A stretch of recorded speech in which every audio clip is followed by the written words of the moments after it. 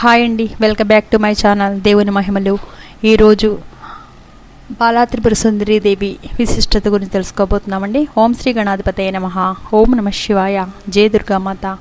ఓం నమో శ్రీ వెంకటేశాయ నమః. ఓం నమో శ్రీ షిరిడి సాయినాథాయ నమః. దసరా నవరాత్రుల్లో మొదటి రోజు అలంకారం. విజయవాడ కనకదుర్గమ్మ బాలా త్రిపుర సుందరి దేవి విశిష్టత. 2025 సెప్టెంబర్ 22 నుంచి దసరా శరన్నవరాత్రులు ప్రారంభం కాబోతున్నాయి. ఈ నవరాత్రులలో భాగంగా అమ్మవారు 9 శక్తులు తోడుగా ఉంటాయని చెప్తారు. ఈ 9 శక్తులలో ఒక శక్తి శ్రీ బాలా త్రిపుర సుందరి దేవి. ఒకరు ఈ క్రమంగా బాలా త్రిపుర సుందరి దేవి విశిష్టత గురించి ఇప్పుడు వివరంగా తెలుసుకుందాం.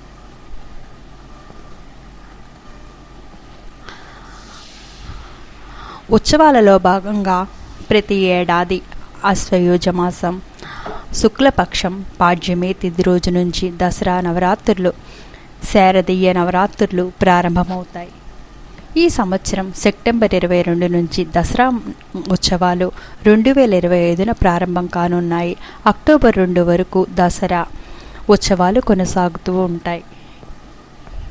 ఈ 11 రోజులు కనకదుర్గమ్మ అమ్మవారు రోజుకొక రూపంలో దర్శనమివ్వనున్నారు.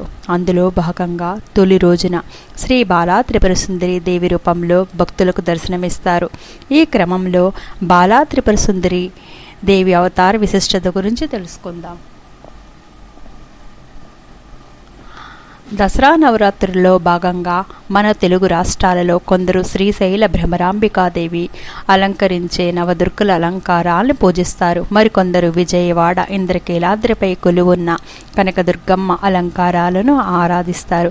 అయితే ఏ అలంకారాన్ని పూజించినా అంతా శక్తి స్వరూపిణికే కాబట్టి మొదటి రోజు అలంకారం శ్రీ బాలా త్రిపుర సుందరి దేవి. తొలి రోజున చిన్నారులకు కుమారి దశలో బాలా త్రిపుర సుందరి దేవి అలంకారం వేసి కౌమారి పూజ చేస్తారు. యవ్వన దశలో శ్రీ లలిత త్రిపుర సుందరి దేవిగా, యవ్వనం పైబడిన హృదయ రూపంలో త్రిపుర భైరవిగా అమ్మవారిని పూజిస్తారు.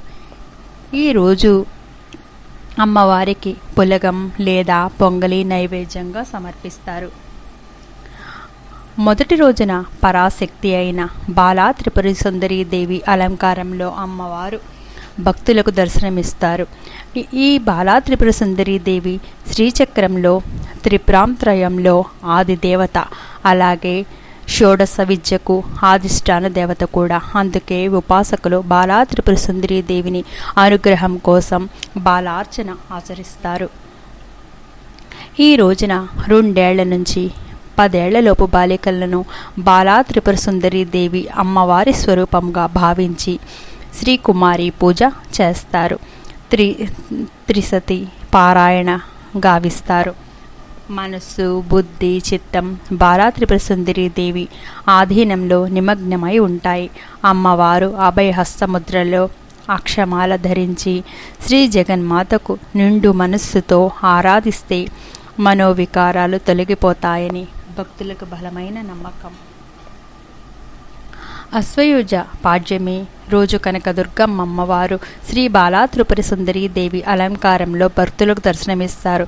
ఈ బాలాదేవి ఎంతో మహిమాన్వితమైనది. శ్రీ బాలా మంత్రం సమస్త దేవి మంత్రాలలో విశిష్టమైనది.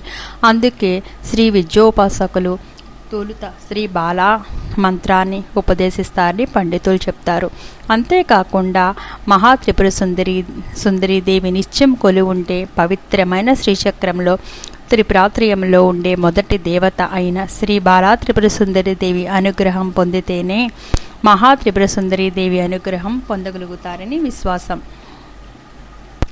దసరా మహోత్సవాలలో భాగంగా భక్తులకు సంపూర్ణ ఫలితాలను అందించే అలంకారం శ్రీ బాలా త్రిపుర సుందరి దేవి అలంకారం అని పండితులు చెప్తారు. బ్రహ్మాండ పురాణం ప్రకారం చూస్తే బండాసురుడు అనే రాక్షసుడికి 30 మంది సంతానం. వీళ్ళంతా దేవతలను వేధిస్తూ ఉంటారు. ఈ సమయంలో బాలా త్రిపుర సుందరి దేవి హంసరథంపై వచ్చి బండాసురుడు అనే రాక్షసుడితో పాటు 30 మంది సంతానాన్ని సంహరించింది. అది కూడా చిన్నగా ఉండే అర్ధచంద్రాకార బాణంతో వాళ్లను మట్టుబెట్టింది. అప్పటి నుంచి చిన్నారులు శక్తియుక్తులు తక్కువ కాదంటూ బాలాదేవి అమ్మవారిని చిన్నతనం నుంచి ఆరాధించడం ప్రారంభించుతారని చెప్తారు. శ్రీ బాలాదేవిని భక్తి శ్రద్ధలతో జ్ఞానిస్తే దుర్గాదేవి అనుగ్రహం లభిస్తుందని కూడా చెప్తారు. అలాగే పూర్వం హేమకీర్తి రత్నావళి అనే రాజదంపతులకు అమ్మవారు ఇంద్రకీలాద్రిపై శ్రీ బాలా త్రిపుర సుందరీ దేవి రూపంలో దర్శనమిచ్చి సంతానాన్ని అనుగ్రహించినట్లు బ్రహ్మాండ పురాణంలో వివరిస్తారు. ఓం నమో శ్రీ బాలా త్రిపుర సుందరీ దేవియే నమః. జై దుర్గామాత. ఈ వీడియో మీకు నచ్చినట్లయితే లైక్ చేసి షేర్ చేసి సబ్స్క్రైబ్ చేయండి. Thank you.